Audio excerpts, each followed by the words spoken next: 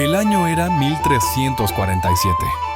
En el puerto siciliano de Mesina atracó un barco, mercante que traía consigo no solo especias y mercancías orientales, sino algo mucho más siniestro.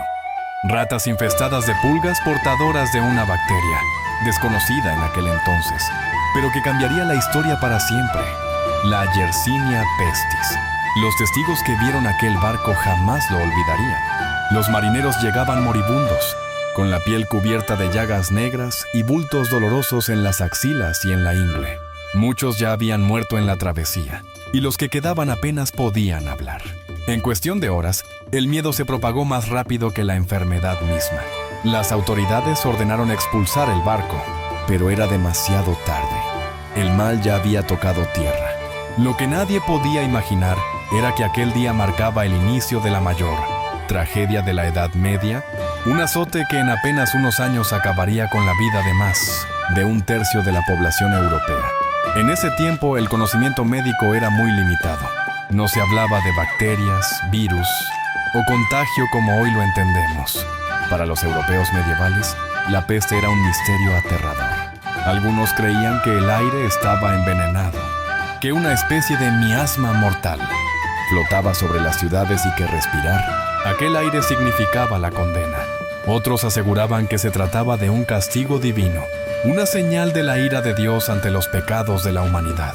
También hubo quienes culparon a minorías, como los judíos, a quienes acusaron de envenenar los pozos, lo que provocó persecuciones y masacres en muchos pueblos de Europa.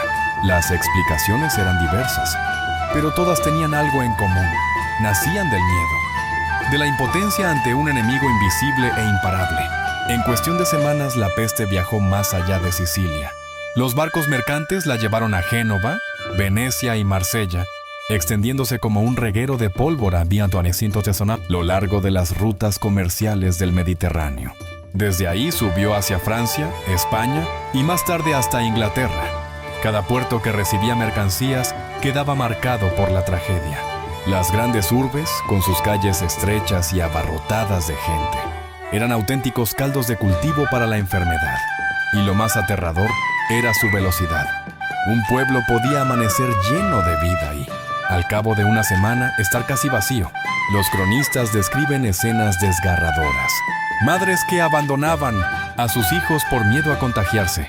Sacerdotes que dejaban de dar la extrema unción porque caían enfermos uno tras otro.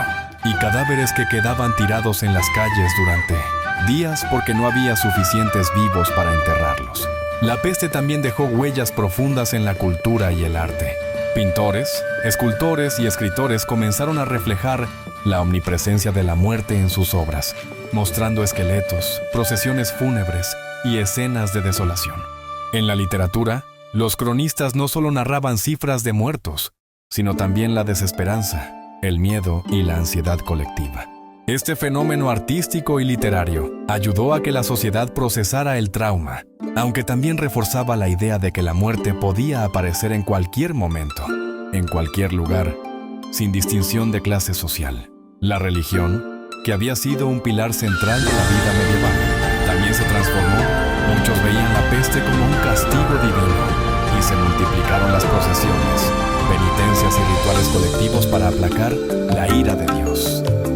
Hermandades y cofradías surgieron para cuidar de los enfermos o enterrar a los muertos, mientras que movimientos extremistas, como los flagelantes, recorrían las ciudades azotándose públicamente para expiar los pecados de la humanidad. Sin embargo, también surgió una crisis de fe, al ver morir a clérigos y nobles por igual. Muchos comenzaron a cuestionar la justicia y la benevolencia de Dios. La transmisión de la peste no se limitó a Europa occidental.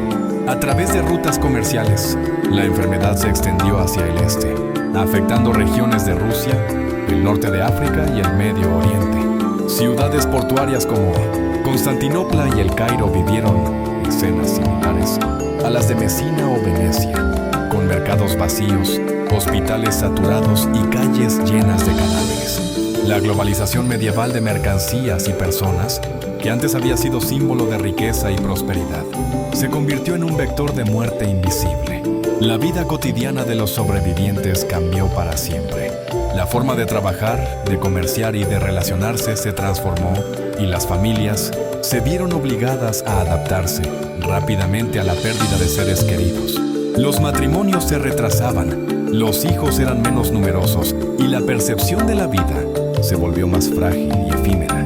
Algunos adoptaron costumbres de higiene que antes eran ignoradas, como separar los enfermos de los sanos, ventilar espacios y alejarse de aguas estancadas, mientras que otros recurrieron a su... La peste negra también tuvo consecuencias políticas. Reyes y nobles, debilitados por la pérdida de vasallos y recursos, tuvieron que renegociar impuestos y derechos feudales. En algunos casos, la debilidad de la autoridad central dio paso a rebeliones campesinas y conflictos internos que cambiaron la dinámica del poder en distintas regiones. La escasez de trabajadores hizo que los monarcas y terratenientes ofrecieran mejores condiciones y salarios, generando un cambio social que repercutiría durante siglos. Incluso siglos después, la memoria de la peste continuó presente en Europa. Las generaciones siguientes crecieron con relatos de pueblos arrasados, familias destruidas y ciudades vacías. Cronistas, médicos y artistas documentaron la magnitud de la tragedia, creando un legado que serviría para estudiar epidemias futuras y para comprender la vulnerabilidad de la humanidad ante enfermedades desconocidas. La peste negra se convirtió en una lección de historia, un recordatorio de que la vida puede cambiar radicalmente en cuestión de semanas y que el miedo